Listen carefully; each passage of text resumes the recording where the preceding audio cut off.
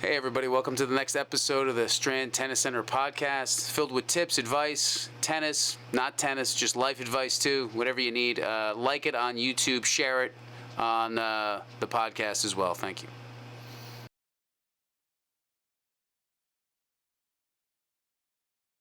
Welcome to the Strand Tennis Center podcast. Is that a good enough distance, Santi, from the mic? Perfect. We were just talking off camera, which is interesting because I think we'll make it part of the podcast or the podcast. Is gosh, everything goes back to controlling only yourself. So you're gonna have, and we were talking with Santi about. First, we were talking about how Santi got a job here. He applied on LinkedIn, and we went through a little bit of the email progression. And he was calling me sir in the email, and it was so funny. I was like, this is not Santi now. Knowing Santi's like, he doesn't call anybody sir. What's going on? It was funny correspondence, but we're going to put a new ad out because we're looking for workers. And when we were saying that, Santi goes, is this person not coming? There's a person that had committed from out of state that was going to come here.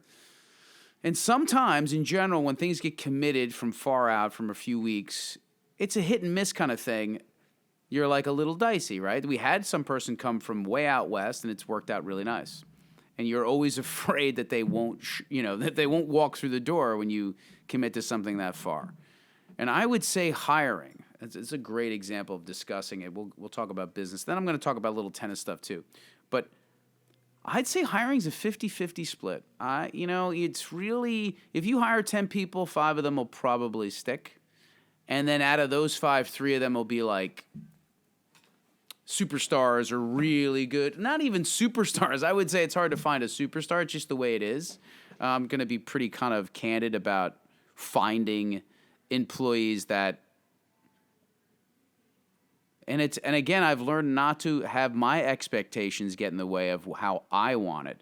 Because again, an employee is never going to be you. They have to just be good enough to do the job, to get it done, and to accomplish it. It just has to be 80% of you. That's what scaling is. So when you hire somebody, you'll probably get 2 that work, 2 that don't. And the 2 that work, one will be very good and the other one will be good. Sometimes it is what it is. Companies need like B and C players too. You can't have everyone trying to be the leader because it's really hard. There's a lot of butting of heads. You need people that will be like, I just want to do my job. I want to do it as best I can. I don't have any of these huge aspirations to do anything, and I don't want to be Steve Jobs or any of that. And so you need people that are kind of like not A players, but are B players. And they're just as valuable as the A players. If you have a group of 40 A players, it's like a basketball all-star team, right? They never beat a solid teamwork team. A team that works together and knows all their roles is much more valuable than 5 superstars because they all want the attention. So that's what you need. So we were talking, and this person was supposed to come, and then they changed their mind. And they, had a second thought, or they were going through something. But you really can't you can't get upset anymore. Like I used to years ago be like, I cannot believe this person has committed to something and then they're not going to do this. And this is ridiculous. You just kind of learn how to roll with it and you move on because it's like, it's equating it to a relationship. If you're dating somebody and they come up to you and go, I don't want to be with you anymore. What are you going to do? Convince them to stay? What does that mean? Like, I love when people go, no, you're making a mistake, honey. We need to break up. But in other words, we need to break up. No, we're making a mistake, honey. We shouldn't break up. Oh, you're convinced me now. I'm going to marry you. Like, it doesn't work. Once the person is kind of mentally not interested in coming or being together with you or any of that or coming to work or any of that stuff, that's their decision. You can't try to convince them, and that's really a conversation that you have. You just say, look, I'm not here to convince you to come here. I think this place is great, but it's not my job to say, oh, we're incredible, and you have to come here, you're making a mistake, because that person will never be here on the right terms, and they'll end up leaving anyways, and then you'll carve out a schedule for them, and you get screwed. So don't try to convince anyone. Don't sell the unsellable. She, he, it, everyone, the person that is not interested is unsellable, and you just move on. You cannot, because it's already hard enough to find an employee that is interested in learning something, interested in doing this, is curious. And then if you got to force them to come in and beg and plead, it's not worth it. So you can equate, and I think this podcast is basically mirroring tennis and business, because it's the same thing. So if I'm training a student and they just don't want to be here, they don't want to work, I'll tell the parent, look, I think this is a waste, of your time and hard-earned money, because they're not here because they want to be here. They got to want to be here. And if they don't want to be here, I'm just fighting upstream, and then I look like a failure. So you have to be able to say, look, this person doesn't want to be here, instead of yesing the parent, yesing the kid, and then there's no results, and the parent's like, this is a failure. You have to go out there and say, be respectful and be clear and say, look, this is what's going on. I'm just letting you know when the results don't happen, this is the reason why. Too many people try to yes people, and they say, okay, yeah, that's fine. You did great today. They're doing great. And there's no results coming, and then it just looks bad for you. You have to be honest from the get-go with the employee, with the student. The student has got to meet you more than halfway. They have to learn how hard it is to do this job, teach how hard it is to do the job in the sense of training. You have to work really hard, and you got to want to be here. And if you don't want to be here, it's never going to work. So it's always making sure that you realize that people are different. They're all different. They're all going to have different needs, and you got to learn to not. I was talking to one of our managers this week and saying, you have to get used to it being a kind of it's always going back and forth. It's a living, breathing thing, a business, right? And like training, there's going to be a change all the time. There's always going to be something different that happens. As soon as you think like, all right, this is going just perfect, something will change, and get used to it. And that's what you have to do. You have to get comfortable with getting used to change, because it changes all the time. Problem is, people don't want things to change, and then they get stressed out when things happen. Get comfortable with it changing, because it changes all the time. Just happened, right? We thought, we're going to have this person here. They're going to do this, this, and this. No. Anytime you start having expectations, everybody starts to laugh, because you start expecting, this will happen and that will happen. You just kind of work as hard as you can. You have an outline, and you have to learn how to just bend with that. With your student, too, when you're training your student, you're going to have to learn to go, okay, this is the best way to reach this student, and this is not the best way to reach this student. You got to be able to be a very good listener when you're a teacher. You have to listen really well, because if you don't, you're not going to reach the kid. You're going to miss him completely. And that's kind of on the top of the mind this week, is living with chaos. And that's what you have to kind of do. And enjoy the chaos. Anything topical? Well, what was the match about? Obviously, this Ukraine thing is going on. Who's the player that wouldn't play against the Russian this week? The woman's player wouldn't play against the other Russian player. Refused. Boycotted her. Just interesting. I thought that this is really crazy. And this, I don't want to get political. This crazy stuff with like Trudeau and Canada and all this stuff, and all these countries, Russia, North Korea and China. Like Trudeau was quoted as saying, like, the country I admire the most is China, because they can get things done. I'm like, yeah, they'll run over your house if you don't want to move it when they want to build something, and they'll just kill you. Like, what are we talking about here? Like, yeah, sure, they can get things done. Of course. Yeah, because in a drop of a dime, they'll be like, okay, this whole section is out of here. I never understood that. Because it got into sports because of the tennis and the China, the Ukraine and Russia thing. But these countries can get things done, yeah, because they're dictatorships. They're communists, right? They're going to control a situation very easily. And that goes back to business. You can't run a business that way here. You just can't. You can't run it like a dictatorship. You can be like, listen, you need leadership. You definitely need leadership. I think we've gone the other way if you've been on the blockchain, Santi, and this whole community kind of saying, like, everything's on the blockchain, everything on the ledger. I love that there's an open system. But then they're trying to buy land and create these open communities.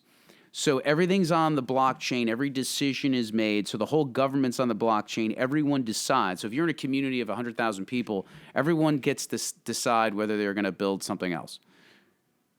In my experience, when I lived in Hoboken dealing with condo associations, you can't get 7 people to agree to anything. So the technology is great, but it's still humans. You need leadership. You can't have 100. Like, it's a simple example here. We have a lot of people, right? We have a lot of clients. If I went into a class and I told 4 people, what would you like to do today? There'd be 4 different things. Or what do you think is the most important thing to work on? There'll be 4 different things. The group needs leadership. They don't know what they need to do because I'm the one who's got the experience, got the knowledge, and knows where to lead them to. So this technology is great. These open systems are great, but you still need leadership. Someone's got to be able to make a decision. Some people just don't like making decisions, and they'll wait around forever, and bad things happen when that happens. So I think we get mesmerized by technology, but humans are humans. You need leadership. You need someone to go, okay, this is what we're going to do. That's what we're going to do. Because Santi, if I walked into a meeting with the staff and went, guys, I really don't know what to do. Everybody be like, well, I got to get the hell out of here. There's no leadership. No one knows. You need that. You need to have that. So going back from the original discussion, like if I went and this person didn't come want to work, and I went, oh, Santi, I don't know what to do. This person didn't come. This place is going to burn down. Like, we're not going to be able to cut. You got to be able to just say, hey, because people are going to look to you to see the response. It's exactly like a kid. So if a kid falls down in class, right? He falls. And you look at him, and if you freak out and go, oh, my God, are you okay? He starts crying immediately. It's whatever you present to him. If he gets up and he's a little kid and you go, oh, you're okay, you're all right. This happens, blah, blah, blah. I fell down when I was a kid. If you make it if you commiserate, understand, make it no big deal, he will feel fine. It's all how you react. They're going to take the lead, and that goes from a 5-year-old to a 40-year-old that you're in charge of. You have to show leadership. You have to show control, even when things may be bad. Well, we were closed for 4 months, right? I could have when we had phoners that you weren't here then. You weren't here then. We would have video conferences and talks. Imagine if I was just like, I don't know if we're gonna. People be like, I better find another job. You have to have,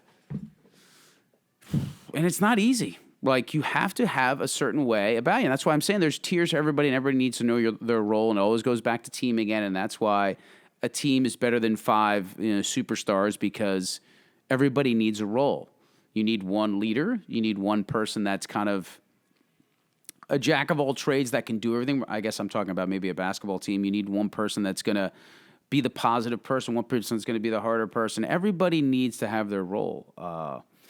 And if you don't realize that, businesses like sports. That's why this podcast is very parallel. We'll talk about tennis, and I tell if I go watch a kid's match, and if I freak out during the match, the kid's going to be like, oh, my God, I'm terrible. You just tell them this is supposed to happen. This is what's going on. Some of the greatest coaches weren't the greatest tennis players. I remember we were in high school. We won the states or something, and we got to the group finals. And our best coach was the swimming coach, because he had won 12 state championships. I went to St. Joseph Metuchen, and they were an incredible swimming team. So we were on the bus one day on the way home, and we lost a match. And on the bus, we were home, and we were having such a great time. So this guy is a great leader, right? You don't need to be sometimes technically great at tennis to be a great leader in a sport. We were having all this time. He pulls over on the highway, pulls over on the shoulder, and just pulls over, stops, turns around, and I think he said, looked at us all and goes, do you fucking like losing? It was very similar to the Moneyball thing where Brad Pitt said, do you like losing? It was exactly the same thing. This And this was before him. He was a Trailblazer, like in the 80s. He goes, do you guys fucking like losing? Because you're having too much fun right now. And that was a great moment to say, listen, don't accept losing. Deal with it, but don't accept it and make it fun. And then I don't think we lost the match until the end. Like, it was a great moment, and that's where you have to capture those moments. You have to be able to go, this is a great teaching moment. This is a great moment where if you show the leadership, those people will go through fire for you then. It's those huge critical moments. When he pulled over and said, listen, this is ridiculous. You guys shouldn't be enjoying yourselves. You just got killed. You should be ashamed of yourself. It was great. It was harder, right? That's fine. We had some tough love in the 80s, in the 90s. I think it was a little different. It was fine. But those moments are huge. In business and in tennis, as a coach, you have to show leadership.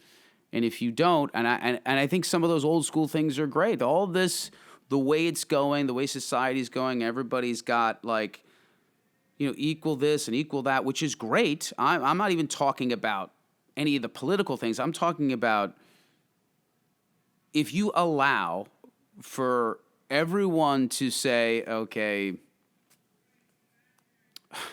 again, wait to decide for something. It's going to be a long wait because some people just don't like making decisions. You got to have that person that will lead. So it's huge. And then we go back to politics. Look at like the president of Ukraine. That guy's unbelievable, right? He won't leave the country. Like, that's leadership, right?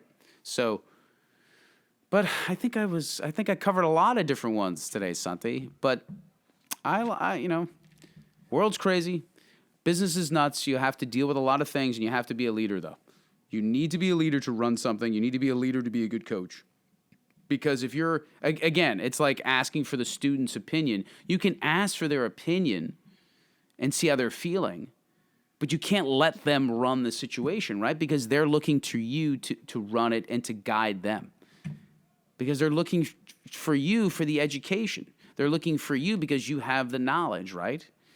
So that's huge, huge. I mean, I think I mentioned something about everything being equal. Everyone is equal. We're all humans. That's not what I meant. I'm trying to be clear. I'm talking about there's certain people that are better at just leading the group, and they need help with that.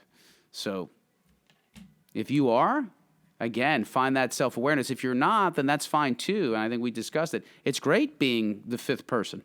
You'd be very successful. You can make a lot of money, and you don't have to deal with all the pressures either. And some people are built that way, and that's great. To me, the greatest quality is having self-awareness. Some people want to be leaders, and they're not, right? They're just not that way. So have the self-awareness, and that's the fine balance. That's the last thing I'll say. You need to be a leader as a boss or as a coach, but you can't be abusive, right? Because they just won't listen to you anymore. You have to be respectful. You have to understand their needs, but you have to know when to say, okay, I feel comfortable taking the reins and making sure everyone's got to feel safe, right? So that's what leadership is about, right? Making sure that everyone feels safe because you are saying, all right, I can do this. I can help us through this. Everyone's responsible for their part, but I'm trying to make you feel safe to be your best person. Does that make sense? Am I being clear, Santi? So do you feel led? Does it feel comfortable? I mean, that's a perfect question. Do you feel comfortable here? Do you feel, and I'm not putting words in your mouth, do you feel comfortable? Do you feel like you can be yourself? Do you feel like you're in a situation where you can thrive and feel like you're treated well and you feel like there's someone that can help you or lead you? Yeah. I feel like if I have a problem or anything, there's certain people I can go to, I look up to certain people here that, and then other people, I would say, also look up to me sometimes, depending, even like when the high school kids come and they teach, or the younger kids come and teach, they look at us and then we look at a step above, so there's different, Yeah. And then certain things I know that I'm super comfortable leading on my own, like pickleball things and stuff like that, and I feel like I'm always myself. Before I used to feel like very like I have to act a certain way. Yeah. But now I feel like I can be myself. You come in, Leon. It's all right.